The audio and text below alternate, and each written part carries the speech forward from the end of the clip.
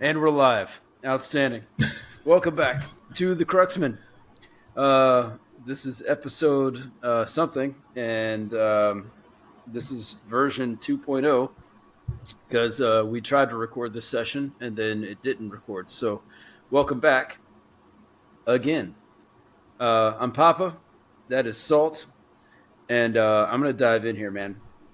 Life has been chaotic. Been burning the candle at both ends. Borderline bullshit. Not gonna lie to you, completely burnt out to the point that this morning I was standing in my house. Now, let me backtrack just a little bit. I'm on the road right now as I'm complaining about how much I've been on the road. Most people think, "Oh man, you travel all the time. That's fantastic." And every once in a while, I have somebody ask me like, "Hey, do you get tired of traveling?" And I don't think until maybe recently I could say yes. Like just burned out. I got up before the family. I made breakfast for everybody. I did all the dishes, and I'm just like doing household things to take my mind off of what I know I have to do coming up because I just feel so burned out. So let me say work is good, I guess. But when you're doing so much work that you're burning yourself out to the point that you can go on a vacation and that still doesn't seem like enough downtime, you know? Like there's no algorithm, I guess, for like, hey, if you work this hard for this long, you need this much time off to recuperate, you know? Like I really think Mm. you got to do like daily soul searching. We've talked about that before, you know, but just fucking A, man, you know? So I'll start with this. Just got back from the UK. I was out there for like 5 or 6 days doing this, business development thing. And then I came back, went into another trip. Um, and then that led into what was supposed to be like a 4 day vacay for my wife and I. And I got back from that thinking, like, I can't wait to sleep in my own bed. I just want to go to sleep. In the morning, I don't want to get out of bed. Like, it's not like a depressive state. It's just fucking burned out. I don't know, man. Have you felt that way before where you just staring at yourself in the mirror like something has to change? Yeah, that's been me for like the last probably 6 months or so. Really? So, yeah, burnt out, kind of like just, I don't know, like, yeah, something needing to change. Kind of tired of all the BS. Um, Coming to the point where I'm just like, this isn't my life. You know, Mm. like I'm just like, this isn't something I want to do anymore. I don't think so. I Like kind of, life in general or the life you're currently no, living? never gonna take this about the game. Yeah, we're past those stages. At least hopefully. But just to get to that place where you're just kind of like, yo, like this isn't what this can't last any longer. I'm gonna go insane. So yeah, for me, I by design, the last couple of months, I haven't really been anywhere. I haven't really had the desire to be around even people, uh, like at So all. tell You me, know. like, so we've been taking I'll call it micro pauses from recording based on if that's any indication of how busy you and I have been. For those listening, for Salt and I to find time to sit down and let's just call it a 2 hour block. You know, by the time you get your equipment plugged in, you get logged into whatever Wi-Fi we have available at the time, and you get your headphones, your microphone, all this stuff plugged in and set up. And then let's say you record for an hour, right? Just that whole recording process is a couple of hours, not to mention post production and all that kind of stuff. So to say, two guys like us who are used to go, go, go and cram in as much as we can to only be able to find a time slot once every couple of weeks to record is insane. I mean, it means that our lives individually are chaos. So tell me what's been going on with you these last couple of weeks, because you texted me the other day, somewhat concerning. You're like, yo, a lot's changed. I'm not sure I'm going to be able to Oh, get it out. Yeah. the only thing I've been doing is just being in dad mode, So, Well, how about, yeah, but tell me about that. I How don't was like, that? but leading up to that, it was just more so like, I'm just not, I'm not in the mood. I'm just not in the mood. It's, I think it just kind of gets to that place, like to the point where some folks, if you're working, things are going well or they're not going well, whatever the hell it is, you do get kind of burnt out. It just becomes like this routine. Like, what's the point? What's the purpose? Mm-hmm. Now, granted, my kid shows up and then suddenly kind of everything just makes more sense just because I'm more dialed in. I like being on the road, but even me, like, a couple months doing that, I'm like, I just want to be home. Like the routine of constantly packing the bag, going back out. And the thing is, it's just kind of like this, it becomes like there's almost this arduous task to get from my bed into the car and then go drive, get there, get on a plane. And then once I'm kind of like in that flow, I'm like, okay, cool. Like I'm in it. And then when I get back, I'm like, okay, whew, like that's done. I get back only to maybe 2 days later go and do it again. And then, just doing that, it's just kind of like, I know it seems like I'm always on some schedule and I can't just be for like a little bit. So that's kind of like had me kind of just like, I want to do something else. So let me ask you this, man. Have you ever thought about it? Have you ever thought about it like for me, I think about it in the form of like a routine, and I'm very much a routine person. But the problem is that my routine is not having a routine, right?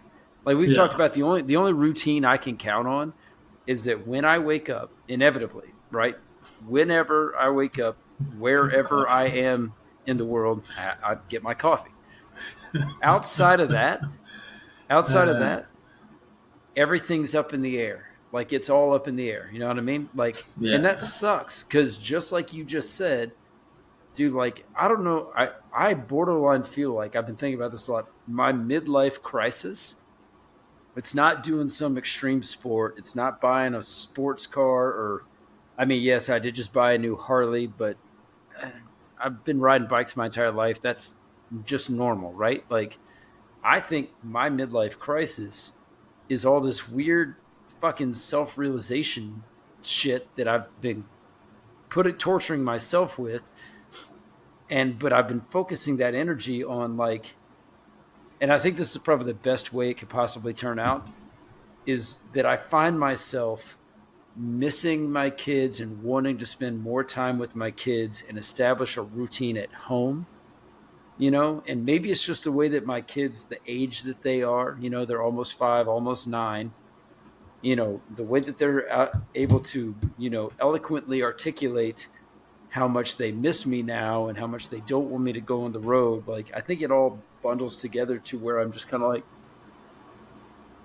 maybe my midlife crisis is not doing something extreme because I've been doing extreme shit for almost 40 years.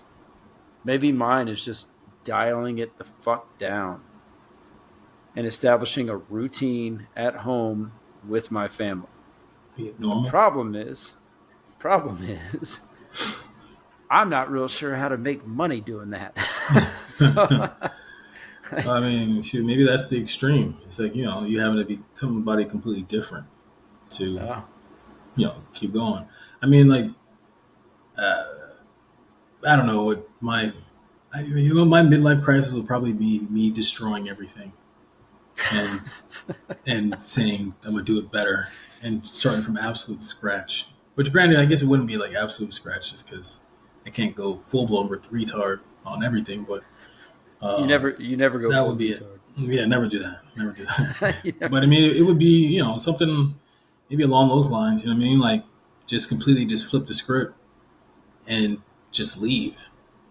That would be like my midlife crisis. I just up and dip, which crosses my mind on E. It becomes more and more.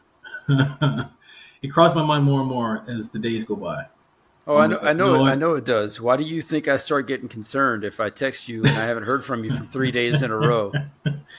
Yeah. I mean, it's yeah. I mean, the thing, you know, what's great though? I'll tell you like this: it's as much of a struggle as it is to even want to be present in terms of like out in the world and doing all that. Is it's like, you know, I've gone back to just the basics, man. It's keeping it simple, keeping it chill, focused on like health. You know, eating way much better. We had a great time this summer. Kid and I had some firsts. I mean, it wasn't my first. It was her first time deep sea fishing. Went out there and caught 5 damn fish. She caught 2. I caught 3. And I was like, "Is this really fucking happening?" And next thing you know, it kept happening again and again. And there's people who didn't catch not a damn thing. We caught 5 of these bad boys. Isn't And that I have a crazy? freezer full of fucking fish right now. What'd you So, catch? blue and yellowfin tunas. Like, Ooh wee. and I didn't even know, like, so like, Grant, we caught him, like, yeah, I got a fish, whatever, right? And I had these guys chop them up and shit. And then I looked online. I was like, so what am I supposed to do with this? And then I didn't realize that these were like this guy called it the Wagyu beef of the sea. And I was like, oh, okay. So like, what does that mean? And this Yellowfin? is like some, yeah, this is yellow. I was like, so this is like some high priced, these big catches. You know what I'm saying? Some valuable fish. And I'm like, oh my god, I got like 4 of these things because we going, you know, the limit was 2 a piece. So we Yeah. brought 4 of these things home. So I just chopped them all up. I spent a good 3 days doing that, and you know, turned some of it to. I found this guy on YouTube. He was making tuna jerky. I was like, let's see what that's about. So I made Hmm. some of that. It's free, you know. It's air shrink wrap that bad boy, and then chopped all the other ones up. So I'm just gonna throw them in and just cook them like one by one. But I mean, it was just so much fish. I had like no space. It was crazy. I was trying to give a lot away to no avail. I Dude, was like, well, I it's guess it's it's all coming to hard. me. It's hard. I mean, I was out in on a trip in the Indian Ocean one time, and I went deep sea fishing, and we caught 500 pounds of yellowfin. oof. It's all we caught was yellowfin, and Mm. I caught 2. I had the biggest catch of the day, which was a 77 pounder. And we went back, and I was on this particular island I was on. It's ran by a bunch of locals, but they're not locals, right? And I can't imagine they get paid a whole lot. But fantastic hosts, just really nice people. And so we kept 80 pounds of it, and we gave the other 420 pounds to the locals. Mm. And for the rest of the trip, they treated us like kings. They were like, "Oh, you guys, you caught all the fish and da da da da da." And it was fantastic. And they did the same thing. They cut it all up in front of us. And dude, it was like from catch to table with like the sushi. I guess is it called? I guess it would be called sushi. Just Sashimi. raw tuna, right? Like Yeah. they just cut up raw tuna. Mm-hmm. They cooked some of it, like a lemon pepper thing and like a teriyaki thing. So they cooked some of it, and then they just made like raw, like sushi cubes almost out of some of it. But from the time we caught it to the time we ate it, less than 3 hours, and it was some of the best fish I've ever put in my mouth. It was Man. absolutely insane. Yeah. So It's we tried to make a delicious. tuna brisket on our own. I just want you to think about the process of making a brisket. So me and one of our friends who was Yeah. with me on this trip, we wrapped this whole thing in foil, put a whole bunch of seasonings and spices and all the stuff on it, and we smoked this giant, and I mean it was this big around, probably 8 inches long, this brisket sized piece of yellowfin tuna meat, because these fish were massive, and we smoked it for like, I don't know, 8 hours, whatever. But I Damn. think I think the problem was because when we uncovered everything, it smelled incredible.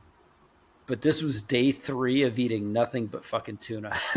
I think we were just done. It If I see didn't any more matter. tuna, I'll Yeah. lose my mind. uh, yeah, no, I mean, it was a great experience. It was really cool. For her to, for her first time out there, like, and to catch a couple, she was like, very proud of herself. And I was like, yo, like, you're legit. I told her even when we were going out, there was like a 3-hour ride getting to where we were going to start fishing. I was like, you know what? We're coming out here novices, but I'll tell you like this. If we catch anything, we're going home fishermen. She was like, yeah. And I was like, yeah, we'll see if this actually happens, you know? We got that first bite. I was like, holy smokes. And she's like, Dad, I got one. It Yeah, was I her. got She this got the brief. It was first one. a no, I got it. And I felt like I was like, I was like, is this like a bite? I was like, oh, the things like pulled me. I was like, holy smokes, that's a lot of work reeling these big things in too. I mean, that whole process. After come the third fish, I was tapped, Did you forearm guys? gone, everything Did done. you Like I guys? Were was you guys wearing gloves? Because I just no, remember like this inside part of my hand. The skin was gone after that second oh one that I pulled in. yeah, yeah. These I don't know. They had pretty good, I guess, grip, whatever on these. I was Okay. using my like my hip to kind of like as like leverage to kind of plant it, but it was just like my forearm just reeling that thing. I was like, why isn't this thing like smoother? It's like I had a busted pole, and somehow we had like some rented poles, pieces of crap. But we made it. This guy, one of the crew, got like a good picture of like we both got fish on the line at the same time, and she's running around the boat where I'm at, and I'm like, get out the way. While I was like, she's like, move, Dad. I'm like, I'm trying. So she's going under, and I'm going above, and I'm going under. She's going, and the guy was like, hey, stop, take a pic. He's like, smile, and we're just like, and she's over there like leaning, and I'm over there, and we're like posing, taking a picture. And then she got a picture of just this big old fish that she pulled out. She's like smirking from ear to ear, and I'm like, all right. But yeah, So it was great. It was I good. It was good. I know where you reside. You guys clearly you went south, right? Yeah. We Yeah. left out of Point Loma, Okay. so yeah, and I'm trying to tell you, like I had no intention of doing that this summer, like at all. However, and this is just the way life just kind of rolls. I was in a lift. I got a lift, uh, and the driver he takes me back to the house. We start chopping it up on the way, and I don't expect any of this. It just things just happen. You know what I mean? This is even when I'm trying to go out into the world, just be like quiet to myself. People start saying like, "What's up?" and I say, "Hey, how's it going?" And they somehow or another way, like we somehow start conversating about all the things. I know But how it happens. sometimes it's like I just stare out the window like on purpose, or I'll like pretend I got headphones on. I'm like, oh yeah, but then next year I'm like, huh, and that's we're having a conversation. But this guy, real cool dude, and he was telling me, he's like, yeah, like I fish out in Alaska. I was like, oh, say word. It's like, I got, a buddy of mine, his father-in-law does that. He goes out for months, comes back, he's a captain of a boat, da da da. And he I can't remember which he was like like he probably is out catching pollock. I was like yeah, he's like that's what I catch too. I was like oh, I was like they probably know each other maybe on some level, mess around, be on the Probably. same boat, who knows. But he was telling me, he's like yeah man, you should like go fish one. I was like yeah, like I've done it one time. I was down in Brazil, didn't catch nothing, and I was like extremely hungover too from the night prior, so I really couldn't enjoy the experience kind of a thing. So I was like yeah, one of these days he's like you know what, like he started telling me like there's a place down south, Point Loma.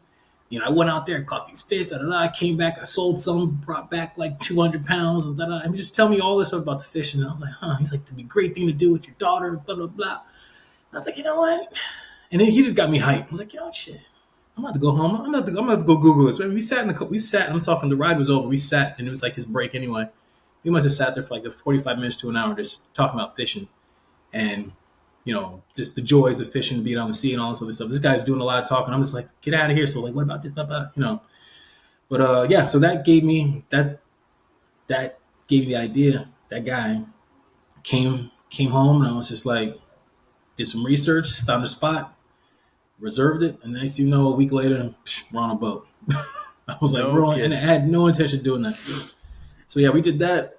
I mean, what else we do this summer? We went to got a random text out of nowhere from a friend. Hey, by the way, USA men's team, they're playing in San Diego. I was like, oh, get out of here.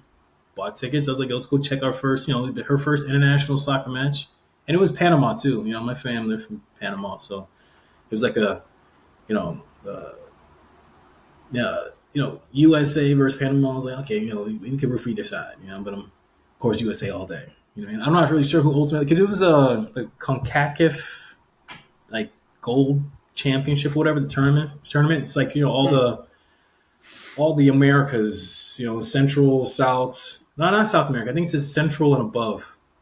They all compete in their own block for soccer matches and whatnot. So they all compete in their own little league. So that was the tournament for that. So I think, we lost that match. It was a great game, though. I mean, shit, like it went down to penalty kicks, and then it went past the 5 penalty kicks into like it's overtime, and we ultimately lost. But it was good. It was a good match. It was a B team too. We weren't even like playing like with our heavy hitters. Those guys were all on vacation apparently. They were all on leave. And then let's see, we did something else. I don't know. I've actually learned a little bit about what that means by watching Ted Lasso. Great show. Oh yeah. I haven't yet to see. I haven't finished season 2, and I heard season 3 was good, and now it's done, which I'm glad that they've wrapped it up. Because I hate when they drag shows out. It's like good for, let's say, like first 2, even 3 maybe seasons, and then you start dragging it out just because you can't just let it go and just. I wasn't ready to let it go. Like that show was fantastic. Perfect. That's good. I mean, and that's the thing is you don't want it to end, but it's just like damn, like it's actually good that it ends because now you can end on like that high note as opposed to like The Walking Dead. They done beat that show to half dead, and then some. Then they resurrected it. It's been roaming the world for like a zombie for like a good 7 seasons, and then now it's been put back to sleep. Only for me to find out that there's this new spinoff with Negan and I can't remember what's her face. But I was like, yo, they got another one? So they're just dragging that whole show. I don't know what that's even about. I have no idea. I don't even want to know because I stopped at season like 6 or 7. So 2018, I think was the last time I ever watched that. We started watching Yellowstone. Dude, there's 5. Really I think there's five already. So that it started in 2017 or 18. We're in season 2 right now, and it is good, but it's unlike anything I ever expected. So certainly fresh. Obviously, Kevin Costner is one of the leads in it. But dude, there's like 5 spinoffs. It's only 1893 or something like that? Yeah, there's 1924, 1893. Like there's another 1960 something. Oh, snap. It just keeps going. There's legitimately like 5 different spinoffs that just, I guess, take a different aspect of the show and give it like its own background story. So I haven't seen any of those. Obviously, we're still stuck on Yellowstone right now, but pretty good if you ever want to check it out. My dad's been telling me about that for years. Like Lost. Sorry, just chiming in on the fact that like I think shows that went way too long. Yeah. Lost. I got lost with Lost. My wife had me watching it, and I'm like, it was like, I don't know. I don't even know how many seasons there are. So I'm like, it just got, sorry for all of you involved and love it. It just got fucking stupid. I was like, what are we doing? What are we doing here? I don't, stop it. Stop it now. Stop. Yeah. I'm a big fan of the limited series these days. I like the ones that are just like a solid 6 episodes, get in, get out, wrap it up. It's just like kind of just like a long movie. They told the story. Movie. Yeah. They told the story. They did it well. It didn't go too long. Didn't go too short. I feel like I've connected all the dots, and you crossed every T, dotted every I. Like, okay, that was good. Like Beef. Beef was a great miniseries, limited series. It's with Stephen Ewan and Ali Wong. That one's good. Oh, yeah, okay. that was a good one. There's another one too I saw, but you got your 7-8 episodes and that's a wrap. That's it. You told your story. Outstanding. I didn't like the way Beef ended. I was like, but everything up to that point was good. But yeah, man, there's been very few that I wanted to keep going like that, but yeah. So things were good though. Things were good.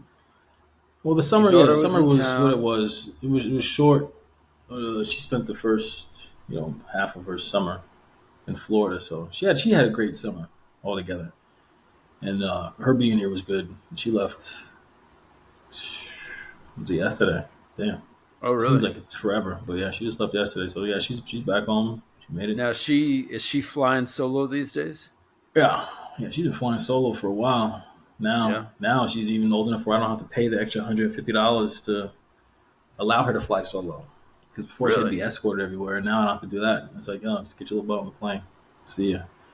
So, yeah, it's good. Yeah, when you're flying, you're super young, flying unaccompanied. You have to pay. They have like a flight attendant basically escort you everywhere, take care of you on the plane, all that good stuff. So she doesn't have to do that anymore. So, She's got more so frequent flyer miles than a lot of folks out there in this world. I believe it. I took your advice when I took my girls out to my parents' place recently over the summer, and I dropped them off there for a couple of weeks. And you were like, "Hey, if you're looking," you had mentioned something because I told you I was taking them, and you were like, "Hey, if you're looking for a way to keep them entertained, have them navigate the airports." Uh, Yeah, and so I did, and between the two of them, and I was surprised. My 4-year-old, she was very into it. She was like, "Oh yeah," she can't read, so she's like asking her sister, like, "What's that say?" Her sister's like, "What says this?" She's like, "Hey, we gotta go that way." I'm like, "Well, you're wrong, but okay, yeah, sure, we got some time. Yeah, let's figure that out."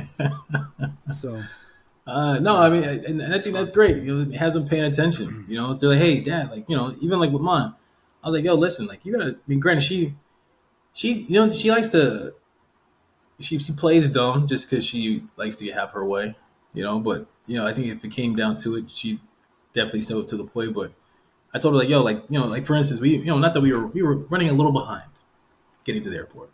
And granted, like for me, it takes all of 2 seconds to. You could go to the little kiosk, but people refuse to do. People are just ridiculous. The line is like wrapped around the corner. There's kiosks open, and nobody wants to go to the kiosk to check themselves in, check their bags, go drop off their bag, and then just be on their merry way. So the guys sitting there like, ladies, gentlemen, we see that the line is very long. There are kiosks open, available. The only reason why you need to be in that line is if you have a minor who's flying alone, or you have a pet. Everybody else, just go to the kiosk. We got people over there. Everybody just sits there. Just sits there. And the lady starts calling them up. And so as that whole all the kiosks are empty, everyone's staying in that line. Nobody moves. There's some old folks in there. I don't see not a goddamn person in there with a little kid. I see maybe 3 people in there, aside from myself, one other gentleman. There's like 3 people in there with some pets. All the other folks with a million bags, nothing. You know what I'm saying? And so we get up there. All I hear the guy say, "Ma'am, you could have just used the kiosk. Sir, you could have just used the kiosk." And I'm sitting there like, "Yo, you're wasting everybody's time," and like people are now like having to go. So like we got there, in and out, boom, boom. Like I'm talking, got to the kiosk, and all I needed was just an escort pass to take her to her gate. That's all I needed. Mm. Give me the escort pass. You get the fuck on. You know what I'm saying? That's all I want to do. That's all I want to do. That was going But to the be guy my was like, next question: is how does that work? Yeah. yeah, so like I said, we went to the kiosk. I got her bag checked, dropped it off. I was like, "Yo, I just need to get a quick visitor pass." And she was like, "Oh, well, you're gonna have to go get in that line." I'm like, "That long ass line, I gotta go get in." I was like, "Oh my god!" So basically, you just you gotta go to the customer service. You gotta go to the actual spot, go talk to one of the people uh, at the customer service desk, and all you do is show them your ID. "Hey, I'm escorting this person. This is my kid." Da-da. They're like, "Oh, okay." They print you out like a little fake border pass just to get you to TSA, and then you're on your merry way. I mean, it takes like no time at all, but yet I'm sitting in line and I don't have any bags. I got nothing. So I think I stood there because I'm looking at the clock. I'm looking at my watch like, yo, like you're about to board in like 20 minutes, and I'm looking at 15 minutes. I'm like, holy smokes. So I was like, and the line is like not moving because we got these people sitting there doing what they do. So I thought there was like this priority line that was, people were kind of coming in, getting in and getting out, getting in, getting out. I was like, I don't have priority status. However, I'll be right back. So I told her, I was like, yo, stay here. Because I was like, this isn't going in. You're not, if we stay here in this line, we're not going to make it. Or she's not going to make it. So I get out and I go hop in this line. The gentleman comes up.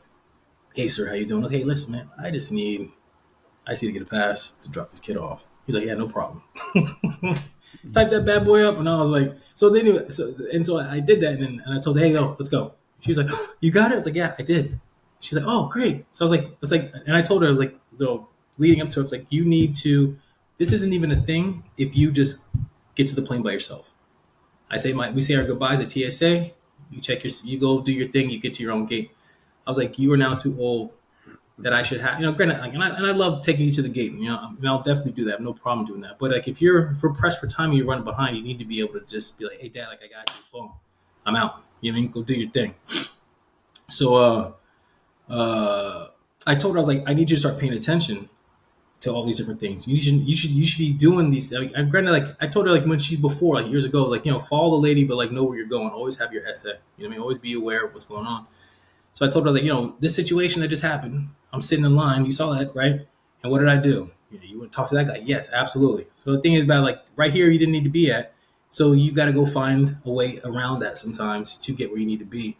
And it's not like what I did was wrong. You know what I'm saying? I didn't skip anybody. This was something that, we didn't have any bags. So anyway, I justified the reason why we skipped all these people, to get to where we needed to be. Not like anybody else was late as well. Full face fucking lied my ass off about all things. I'd been like, look, we're better than these folks. Okay. I accidentally got in the wrong line. We should have been over here in the priority line because that's where we, in our stature in this world, which is better than most, that's where we belong. Actually, we belong in a super secret squirrel VIP line, but they didn't have that as an option today. So I settled for premium status. So actually, we should have just drove and pulled up straight to the jet and just straight to the fucking plane. Straight to the plane. I don't even know what an airport looks like. There's a problem with my check-in and my savings, and yeah. No, I mean, I think it's good. It's good because, like I said, if they get used to doing that now, shoot, when they get older, they're like, like we know how to get there, Dad. Of course, it's this is our game. I'm going 180 right now. Sorry, but have you heard Steve Harvey's whole breakdown of why you should fly first class at least once? No. Okay, I'll give it to you. It's short. But he says, look, if you have the means to afford it once, you will never want to not afford it again. He goes, fly first class. He goes, you get up there, they pull that little curtain because they don't want you to see what's going on up there. People get their little warm towels for their face and their hands, their champagne and their whiskey and whatever served to them before the captain even comes on, starts rambling about where you're going and what you're doing. They're getting their drinks, you get your meals served, then you get some more drink. Like it is first class treatment. He goes, and once you realize that sitting up there costs, yes, more, and depending on where you're going, maybe quite a bit more, but regardless, he goes, once you get a taste of it, your brain will start trying to find ways to only ever travel like that again, right? He goes, so, this is part of a bigger thing that he was talking about, is like tricking your brain into action, right? Finding ways, doing the things that this world provides you to go, hey, here's this first class treatment. Like I'll tell you, for example, I flew business class because internationally it's called business class. I flew business class from Los Angeles to Singapore one time. 16-hour flight. And there was just insane. It was insane, right? I think I was on Singapore Airlines for one. I was on United for another time I did it. And just once you've tasted that, like you peek behind the curtain in the back, you're like, these poor peasants. What did you do wrong to deserve that treatment? But yeah, his overall point, I mean, it was insane, man. Trick your brain into getting what you want. I mean, once you got a taste, it's hard to go back. You start kind of scrambling to maintain that standard. So, the thing is that the best thing you've ever known in life is hamburger helper. Then you're content. And you start dabbling into these other, cuisine and whatnot. You're like, damn, this it gets better than this. Like, holy smokes! So then, it motivates you to go out there and work harder so you can have the finer things in life. Yeah. Definitely trying to find a way. Absolutely. You And know, it's and not, it and it's just not that those materialistic things are everything, right? But I mean, if you live in a world like where I live, where just sticking on the topic of travel, where that is a weekly adventure, like when you spend that much time in airports and airplanes, you want to be able to go into the lounges, the VIP mhm. Admirals Club and the, whatever they're called, the Centennial Lounges, whatever they're called.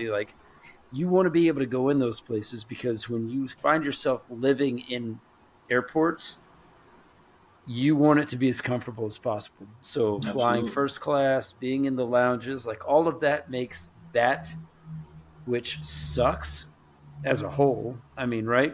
A lot of people be like, "Oh my god, you're so fortunate." Da da da da. I'm like, you've never spent the night in a fucking airport before, right? Mm. Like, fortunately, or unfortunately, I have. Fortunately, I live in a world now where I get a hotel room, right? I don't have to spend the night in the hotel in the airport anymore. But I've certainly had flights that were supposed to leave at 10 p.m.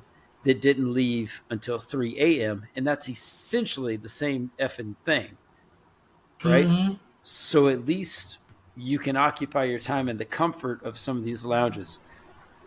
My point is this: if that's your workplace, which it is for me a lot of the time, you want it to be as comfortable as possible, right? So it's like, For sure. Free drinks, little when snacks. the Cruxmen eventually stand up a headquarters, which I fully believe we will, uh, wherever we decide to do it. I'm not sure yet, but I know for a fact that we will. The Cruxmen will have office space at some point, and it will be set up to be inviting, and it will be somewhere that you and I want to go and be, not just so that you and I can hang out without all the outside noise of the world, but it'll be a place where you and I want to go, where we can brainstorm, where we can be creative and do all these things. So anyway, I'm off that soapbox, but that is me putting that out into the universe that this shit is going somewhere, even if we're only able to find a couple hours every couple of weeks to record. And that's because I'll Uh, tell you right now, and we will look back on this one day and be like, God damn, Joe was able to see into the future. The Cruxman, this is just mine and your outlet to talk, to hang out in a virtual space and get shit off our chest. This is not the end all be all of what the Cruxmen are about. And I truly believe that. There's more to it, and that more is what will equate to us being successful. On that note, this episode is brought to you by Ace, a California pineapple craft cider, it's my favorite 5% cider. alcohol. Is it really? Yeah, that's like the one I get to. Every time we go out, I'm like, I'm gonna get the pineapple cider. Get that every time, Oh, especially when it's on tap. I Absolutely. love it when a plan comes together. I Yeah, wish you were here to have one with me. yeah. I love Ace Pineapple, man. I went to what was it, the Express, the little the pizza joint. You make your Okay. own pizza and whatever. Little Pieology or one of them things. I think it was called Express though. This one, but yeah, this was man, this was years ago. I went in there. I was like, I really want a beer. I was like, you know what, pineapple. I'd never heard of a pineapple cider. They pulled out. That was on tap. And they gave me a pint. And I was like, this is the most amazing thing I've ever had in my life. This is It's pretty outstanding. The good. only thing that comes, that and Summersby apple cider, which I've only seen in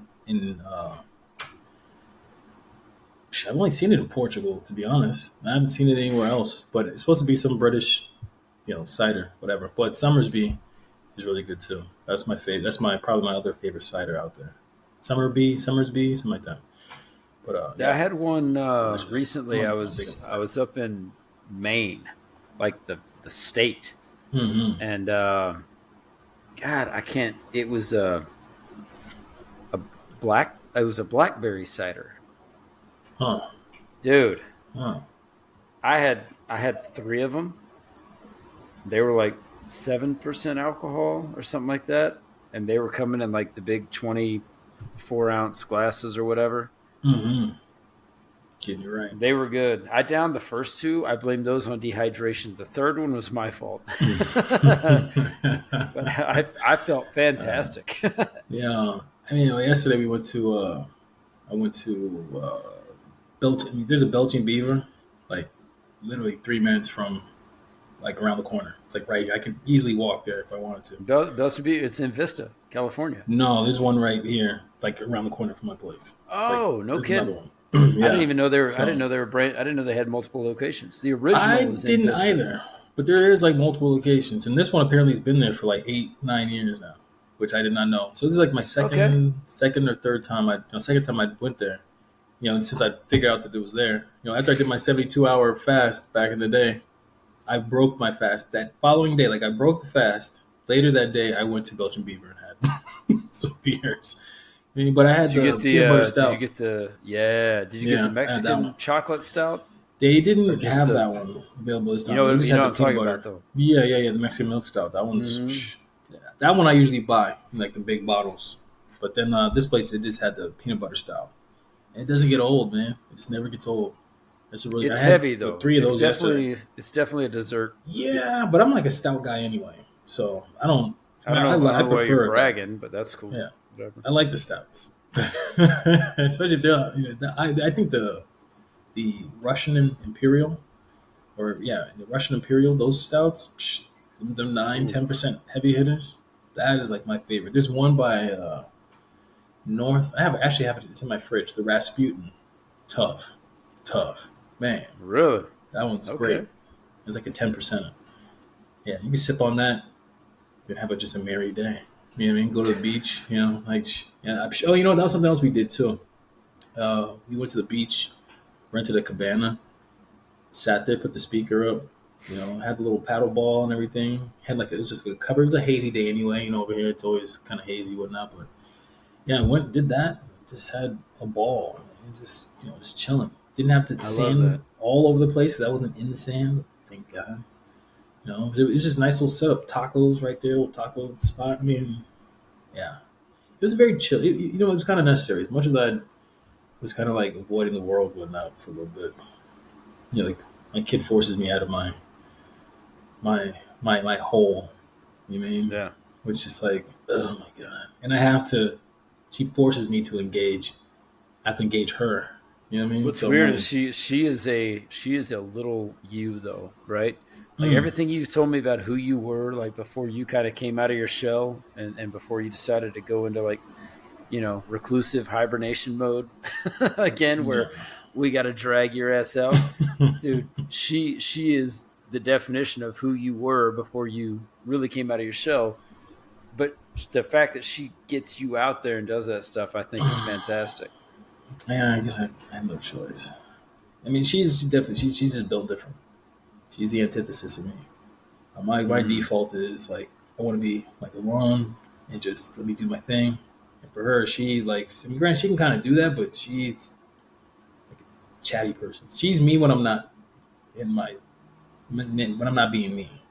She must be coming out of her shell then, because I remember last year we were all hanging out. She was still kind of shy and quiet. Could have just been that age of life, though. Yeah, she's reserved. She's definitely reserved, but like you get her going. That's why I'm saying she's kind of like me in that regard, but she's much more outgoing than I am. She's more fearless than I am, especially at that age. I Well, my mean, two but are then both just absolutely insane, which you already know.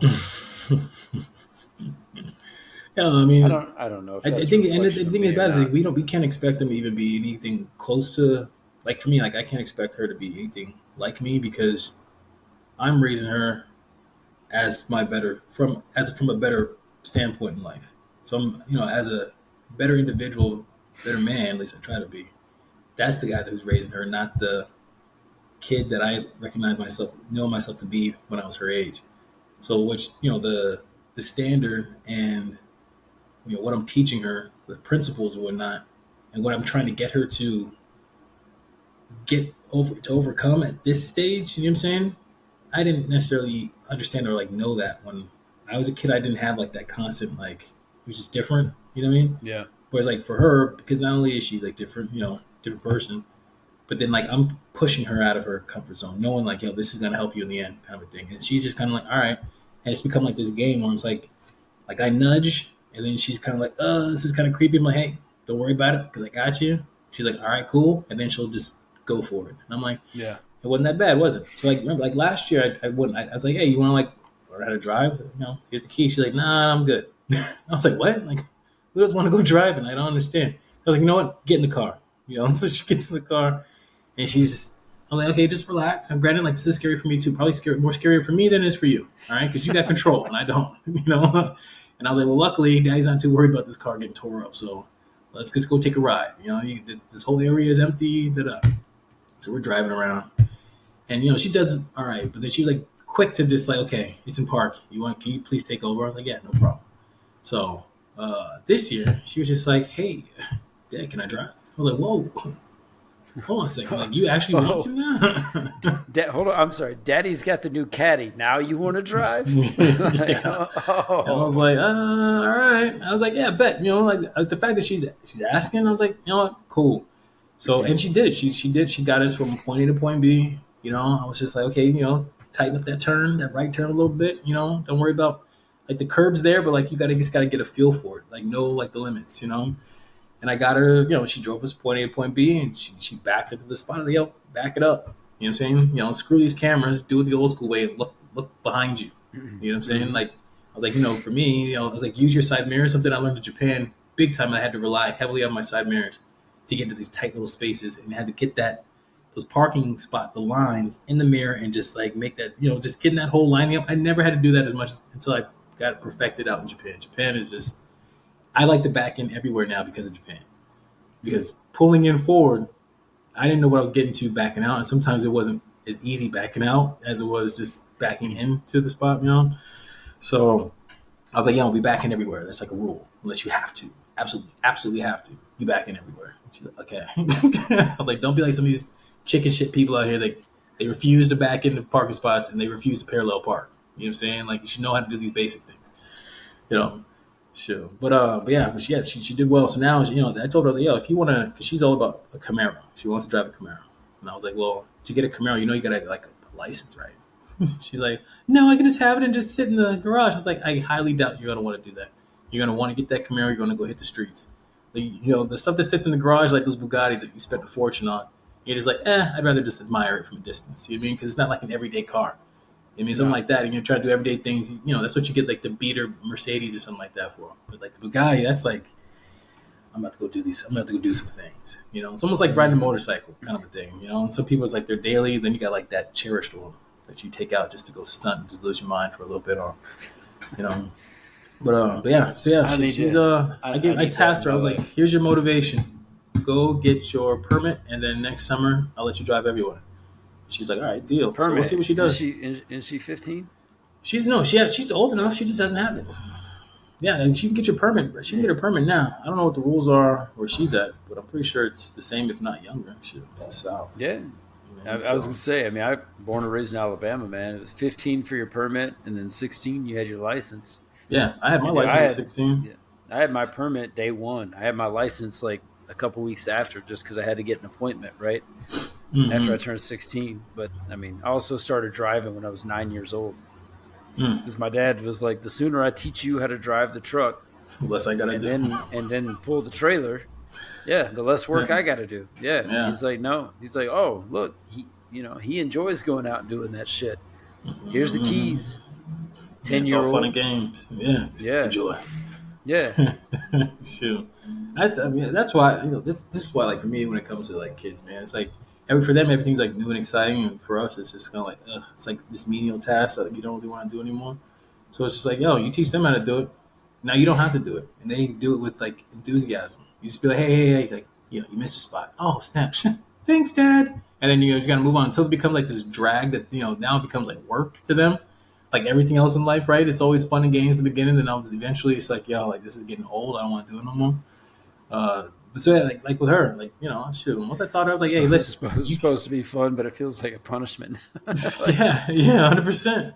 I mean, that's why I as soon as this kid was able to walk and her eyeballs could almost see over the counter, I started kind of measuring her. I was like, you know what, you're tall enough to reach these cabinets. All right, so this is what you're gonna do from now on. Grab this chair, turn it around just like this. You climb up, and then you reach in there, and you go get your bowl. You go get, here's the milk. You gotta do all that stuff. And I will help you when it comes to pouring said milk. And what I would probably do is put it into a container or something big enough that you can pour it yourself. But I was like, these days are done. Hear daddy out. These days are done. If you're hungry and you want cereal, you don't have to wake me up. You got it. She was like, wow, like she had like power, like amazing. This is great. All right. You know? I showed her how to like turn on the oven. I was like, all right, I'm about to show you how to make top ramen. This is the way you go. You do it. Go grab the pot. You're new with that one. Cool. Go grab a pack of ramen. Cool. Like now, let's talk about this stove. It's how you fire it up. She's like, well, what? Do I put it on high? Do I put it on low? Put it on high. She wants stuff to boil, right? She's like, yeah. You don't want it to take forever in a day either. She's like, yeah, that's right. So yeah, so fire it up. It gets so boiled. Now everybody has their styles. And so I'm telling like, everybody's got their way of doing it. Me, I like long noodles. Your auntie, she likes to crush up everything and then throw it in there.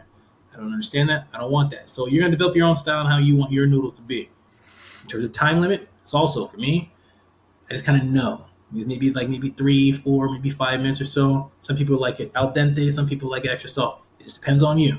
It's always a trial and error kind of a thing as time goes. She's like, oh, okay. But once she kind of got it down, she's like, now I leave, come back. I'm like, yo, did you feed yourself? She's like, yeah.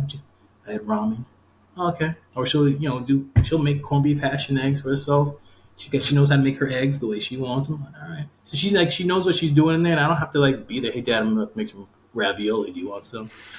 Yeah, sure. Yeah, I appreciate it. And these are the conversations we're having now. So I'm like, yo, I need you to be independent. I need you to know how to take care of yourself because guess what? These days are gonna be over in the next couple of years. Like that's a wrap. Yeah. No more mommy and daddy. You're gonna be out there in the world, and this same stuff that you're like thinking is a punishment is gonna be your day-to-day living. Unless you want to be an absolute slob. You know what I'm saying? You're gonna maintain this stuff. You have to do it on your own. So let me tell you what my 8-year-old told me last night. I was laying in her bed with her. She's been in full blown like cuddle mode lately. Just cuddle me, and I'm like, yeah, because I refuse to. I've taken on this whole new thing where I'm like, and it's not recent. This has been just part of my ever-growing mentality about how desperate I am to not fuck up as a father. If my kids are asking for something like that, right? Not like, Dad, can we have candy? Dad, can we, spend all your money? Dad, can whatever.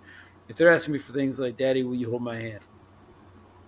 If I don't have a good reason to say no when they're asking me for things that come to like the emotional, needs of a child, if I don't have a good reason to say no, like if she's like, Daddy, will you cuddle with me tonight? And I'm thinking no because I'm like, oh man, I can finally go downstairs and have a whiskey and zone out and just be me for a little bit. Yeah, honestly, not a good enough reason to say no, right? So I'm just like, yes, right. So I get my little one in bed, and she's in the same. I swear to God, they're the same fucking human being. And I don't say that in a bad way, even though I said the F word. They are the same fucking human being. 4 years old, I remember Capri, my oldest, very specifically being like, always, Daddy, will you hold my hand while I go to sleep? Yes. Well, now my youngest one, Harley, is in that she's 4 years old. Daddy, will you hold my hand? Yes. Okay. But now Capri's like getting older. She's like, Daddy, will you cuddle with me? Yeah. Because I feel like if I say no, it's going to start establishing that thing in her head where she's like, well, then I need to find somebody else who will. What was that guy? Emotional damage or whatever. Yeah. Yeah. So unless I have a really good fucking reason to say no, I say yes. Yeah, that's got to be policy. That was always something that I, and this is one of the reasons why I really started becoming like less into social media with stuff like that. My kid wants to, she wants a hug. Why would I say no? I mean, sometimes like, even like granted, like that stuff just kind of it used to bother me, and I was like, yo, like get over yourself. Like this is your kid. She's needs something, and I don't really know what that means. I wasn't brought up like that, Oh, give me a hug, like that's just not my thing, But however, like you need to make it your goddamn thing because this is what she's asking you for, and it's the least you can fucking do. It's like, okay, cool. Even like and the thing about it, even now, she likes to just cuddle up. She's always like wrapping her arms around me, give me a hug. I love you, Dad. I mean, this is what it is. I'm like, and for me, and this is me. Even I'm just kind of like, yeah, yeah, bring it in, yeah. And I don't, yeah. Like, and the thing is, I get used to it once she's been here for a little bit. But like, when I'm like away and I go back to being like who I'm, being me. I don't know how to like, I have to kind of like check myself. But like with her, like it's like I'm like, okay, who, chill. So it's but it is. It's like these are these things that we as a parent, it's just kind of like it's not about me. You know what I'm saying? Like and the thing is like, what are we talking about here? Talking about a hug? Like my kid, and the thing, I had a buddy of mine told me that this. I was like, I don't understand. Like this is when she was really young, and I was kind of definitely a different animal. But I was like, I don't know what's with this kid, man. She's like always in my face.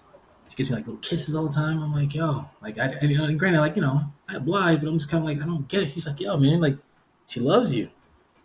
I was like, oh, it didn't. I was like, what? Like that's what that for whatever reason, I couldn't make the connection. It was just kind of like I was more so like borderline irritated that you're like constantly in my face. And not asking for nothing. It's just kind of like I was like, yeah, like relax, chill. But it's like, I was like, you know what? Let her do that. Because my thing in my mind, and anybody who's like, if you're pushing your kid away, boy, girl, whatever, understand that those days are gonna be over. And you're gonna wish that you had it. Mm-hmm. I mean, so like for me, when my kids run up on me and she wants to, I love you, Dad, or she give me a hug, or even when she's being goofy and getting on my everlasting nerves and pushing my buttons, I'm like, you know what? There's gonna be a time when she's gonna be too old for any of that, and she's gonna be caught up in her own world, or she's gonna be with some dude, you know what I'm saying, or in some relationship, and that's gonna be directed toward him, and I'm gonna get the little scraps that come, and I'm gonna be looking back on these days and being like, damn, I didn't take full advantage of it when I could. You know what I'm saying? Yeah. In terms of being that close with my daughter, So yeah, to me, it's not fuck me when it comes to that. It's just like just chill and do Well, the thing those is little man, things. like my kids are very good at showing that immediate disappointment, I guess, if they don't get that emotional need met. And I'll give you a quick example. I was out on the road, go figure. Excuse me. And my oldest, she blew me a kiss on FaceTime. And I was like, okay, I got to go. And she's like, aren't you going to blow me a kiss back? And I don't know what it was. Call it some weird fucking thing from my childhood or something like that. But I was like, this isn't really the place, the environment, because I was out on the road. I think I was walking into a business dinner or something like that. And I immediately started coming up with just bullshit excuses to defend why I didn't, because I wasn't prepared to be questioned. Right? Mm-hmm. And dude, let me tell you, as soon as I got off the phone, my wife was blowing me up. She's like, I can't believe you wouldn't just blow her a kiss. She is crying in the living room right now. And I was like, I suck. I'm a horrible fucking father. Like, I chose to defend my stupid action when all my daughter wanted was for me to blow her a kiss back. And so I walked into my business meeting. I said, I'm going to be late. I went back outside. And I FaceTimed her, and she had alligator tears. And I was like, baby, I'm so sorry. And I blew her all the kisses in the world. And I was like, there's no excuse. I don't have an excuse, sweetheart. That's good enough to describe to you, to tell you at your 8-year-old maturity, to describe to you why I was being stupid. Like, so it's just little things like that, man. They just like take me right off my high horse every time. Yeah, and she, like I said, like what, a few years from now, you gotta be worried about her asking for that. It'll be something else. Mm-hmm. It just evolves into something else. But the thing about it, there's, they still need us.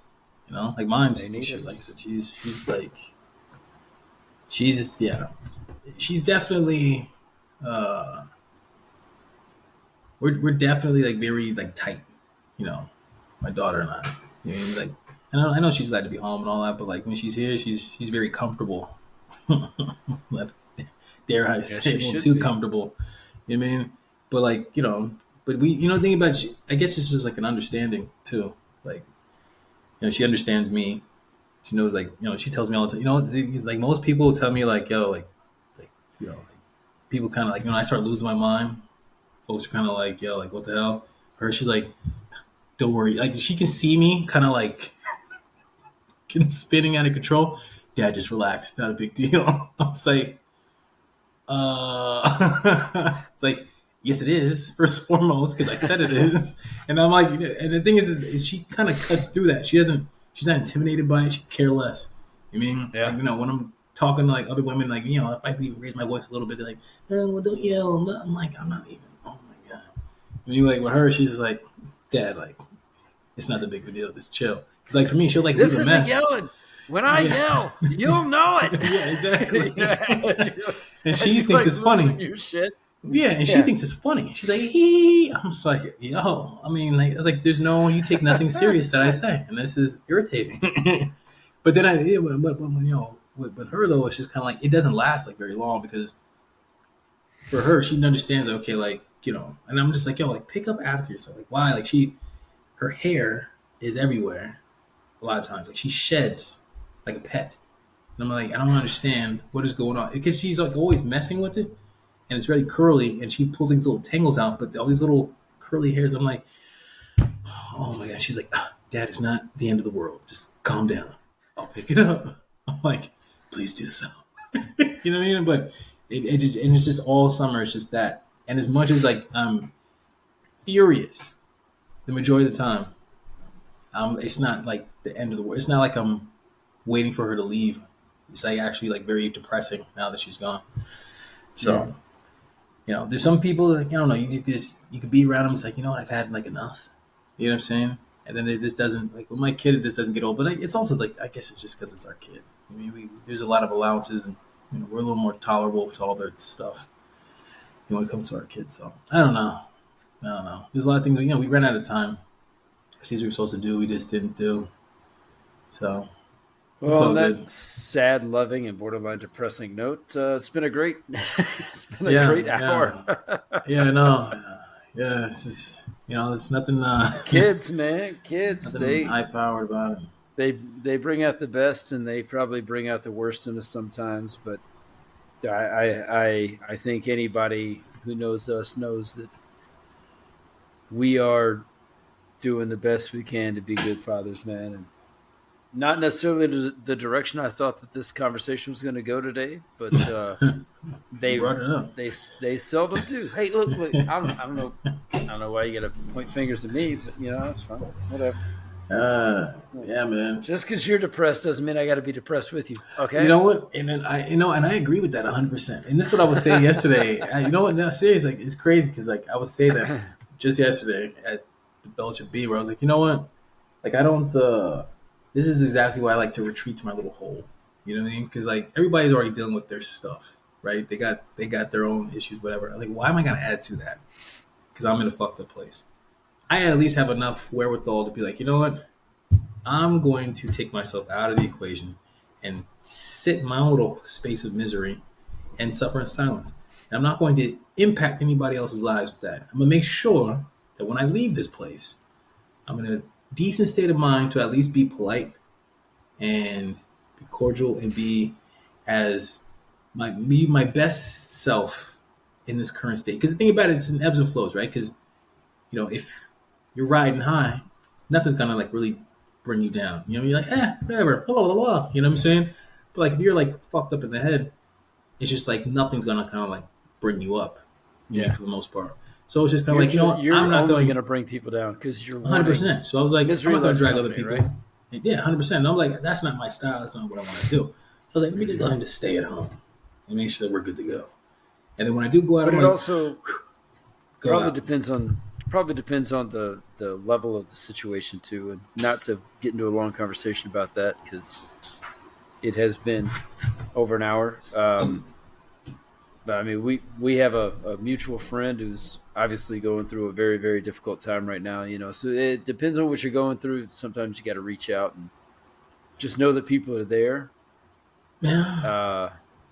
But it ain't. That's an individual easy. thing.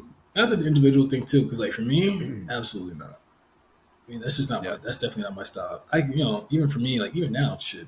I mean, I haven't really talked. I've talked to that person. That's about it. You know what I'm Yeah. saying?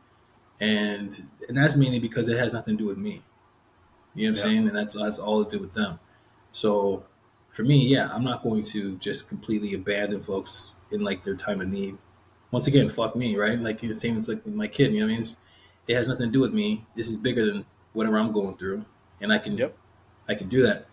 I mean, but just like in the day to day, and it's not like it's just more so like it's just kind of like just I don't want to be in a position where like this is what I always tell people. I tell people, yeah, Will Smith went up there and slapped the crap out of Chris Rock. But I don't, for him to get to that point where he could, granted, I'm not saying that the jokes were like right or wrong, but they were just jokes, whatever, right? Especially when he was laughing like a hot second prior to smacking Chris Rock. But my thing is like, whatever was going on in his day that pushed him to be like, you know what, I'm gonna go up there and do this. Like, you're not 100% like there. You mean you No. probably should have maybe stayed at home, even though it's a great event, or at least kept yourself mentally like aware, like and granted, who could anticipate that, right? Like that, Rock was gonna start going off on his brother. Granted, it's just jokes. It's just Yeah. jokes. But for him to get pushed to that place, it's kind of like that's where he's just like, you know what? Like for me, I don't want to be pushed to a place where like if I'm already like on the edge, and then I go out into the world and I'm just kind of like almost borderline like any minor infraction that set me off. I should probably be at home and have a little chit chat before I walk out the door to be like, be prepared for anything and do what you normally would do. Just know that you're already kind of there and you can go off. You know what I'm saying? And I don't want to be like that. So that's why I'm like, okay, well, onesies, twosies, sure. I got to go work. I got to go do these different things. But I was like, when I come home, though, go back to doing what we do. I I like don't it. want to be out here Will Smith and people, man. Because then it's just like, man, that's never good for anybody. So, yeah, I like it's it. good times. Good I like times. it. Can't beat it. Yeah, man. I mean, shit, it's August now. This year is over halfway done. Next month is kicking into the glorious time of the year, which is outstanding. I'm looking forward to it. But you know what? To be honest, like I'm in general, I think everything's on the up and up. I think that little short stay, the time with my kid, kind of gave me It was enough. some, Yeah. yeah, just kind of put a little more fuel in the tank, to kind of push me through. Something it always happens, kind of seems like that. She shows up and then I'm kind of like, oh my god, like I gotta go to dad mood right now. But then like I do, and she kind of blows like gives me this little burst of energy, and I'm like, all right, you know what, fuck it, man, like let's just go. So I So don't. so It's a I good. read this quote the other day, and I don't know if I sent it to you or not, but me, I love my inspirational quotes. Mhm. Uh, and I'm probably going to misquote it, but the gist was this. And I probably should have thought about this before we even started the episode. But when you find yourself struggling and times are hard, just remember that your ability to overcome those hard times is what separates you from the masses, right? Mhm. Because most people, when they're like, "Oh, this is hard," they just quit, right? But there's 1% of the population, arbitrary. I don't know. Maybe it's more than 1%. But there's 1% of the population that's going to be like, this is fucking hard, but I can't stop. I got to keep fucking going. And I honestly, like, in multiple facets of my life, I feel like I'm in that position right now. Not that I have a difficult life, but just look, man, like, you never know, to summarize kind of our entire conversation, you never know what someone else's life is like, what hardships they're going through. I mean, Jeff Bezos, Dan Bilzerian, Bill Gates. You know what I mean? Yeah. Any of them, these billionaires out there that people look at, and yet there can be folks. Grew up in Alabama. I don't live there anymore, but I grew up in Alabama, and I would guarantee that those folks are going through some things that if they had the choice, that is not the simplicity they would prefer for their lives. And yet there's folks probably sitting in Alabama, and I don't want to use all the stereotypical, sitting in a trailer park stuff, but there's probably folks sitting in Alabama making, $60,000-$80,000 a year with not a fucking worry in the world. Just like, man, they're content. They're content with a simple life. They don't need everything. They don't need to conquer all the things, It's like more money, more problems, right? So anyway, point is, find a way to appreciate, the back to like the golden rules. I'll make it plural. Appreciate what you have. Because if you can't appreciate what you got now, you won't appreciate what you get later. It's just going to be a constant longing for more and more and more in your life. Appreciate the little stuff. Fuck, man. Tomorrow's a new day. And you know what? I'll add one more in there. This guy, he was like, hey, if I told you right now I'd give you $1 million, would you take it? He was talking to a group of folks. They were like, yeah. He goes, you know what? I'll tell you what. What if I told you I'd give you $10 million right now? Would you take it? And they were like, well, yeah, obviously. That would solve all my problems, da-da-da-da-da-da. He's like, okay. So what if I added in the caveat that I'm going to give you $10 million, but you're not going to wake up tomorrow? This is it. Here's $10 million. Last day on earth. Would you take it? Everybody was like, well, no. He goes, so you're telling me that waking up in the morning, tomorrow morning, is worth more than $10 million? And they were like, holy shit. He's like, if you're telling me that waking up tomorrow is worth more than $10 million, why are you sitting on your ass right now blaming the world for all your fucking problems when you're telling me you waking up this morning was worth more than $10 million? You woke up. Be appreciative. Go out forth and conquer, And I was like, well, god damn. I'm fucking up. Yeah. Hey, life is all about perspective, and I think you and I agree on that wholeheartedly. Yeah. So yeah, man, just get after it. Like ebbs and flows, man. Anybody out there telling you, "Oh, just be happy every day." It's not that's not how this works. You know what I'm saying? You're gonna have shitty ass days. It's just point blank, period. You know what I'm saying? And just when you think that everything you're riding high, it's not sustainable. I mean, eventually you're gonna be like, now what? You know what I'm saying? And some people are content. They find contentment. And I was telling this to the doctor the other day. I was just like, you know what? I think the problem that I have, you know what I'm saying? Maybe what we have is like, you know what? I can't be content with like what I've done.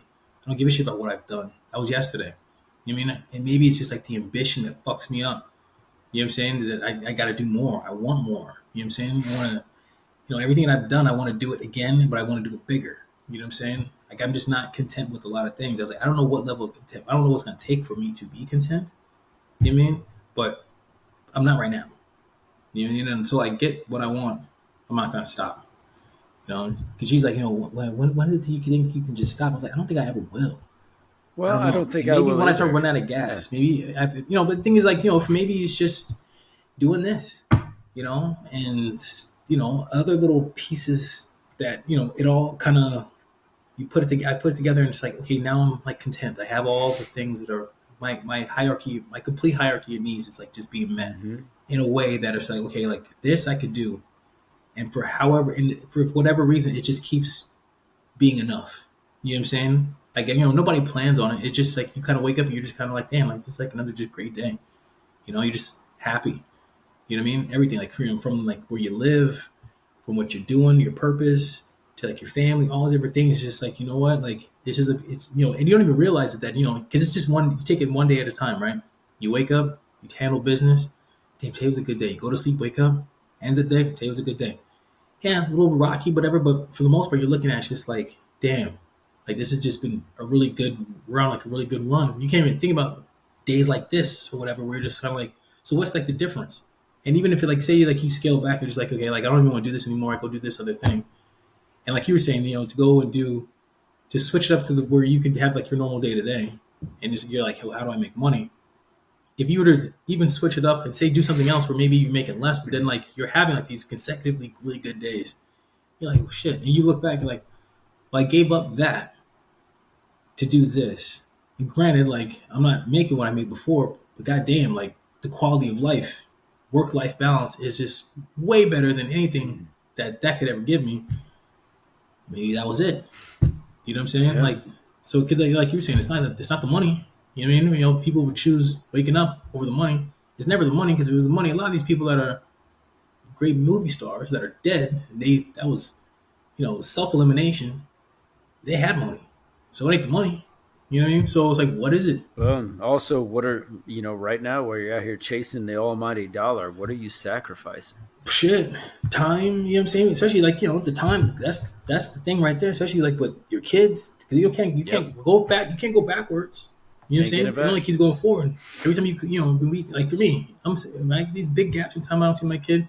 She just gets bigger and bigger, and she becomes more of a woman with these big chunks of time.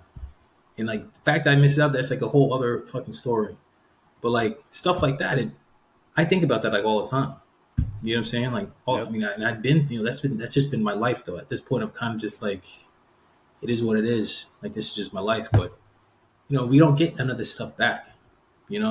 So so it's just kind of like the priority wise. It's like, what is the priority? Is it to serve? Because which master do you serve? You know what I mean? It's like we can't have it all. You know what I mean? It's like some things are going to take priority over the other, and then everything else suffers. So if you're chasing success, whatever, then family suffers.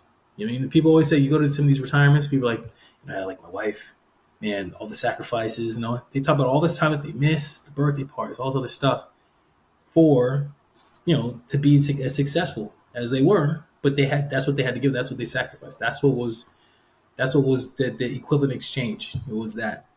Now, if you're there for those birthday parties, are you having this same level of success? Probably not. Maybe. I don't know. You know what I'm saying? Or you have to find some other direction where it can accommodate the two.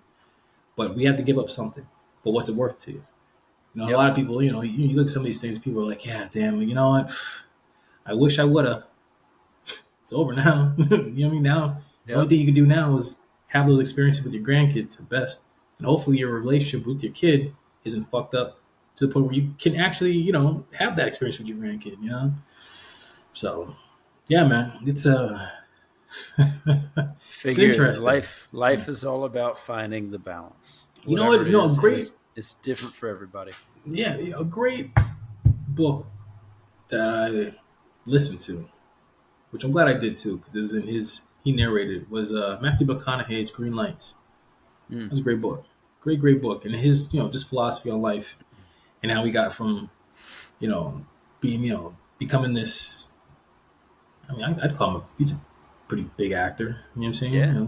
He draws people to the box office. He might be in the more rom-com, I guess he's more of a rom-com guy for the most part, but anyway. I would disagree with that. He's done it, but I mean, like, what was that last real big one he did? May not even be the last real big one he did, but The Gentleman.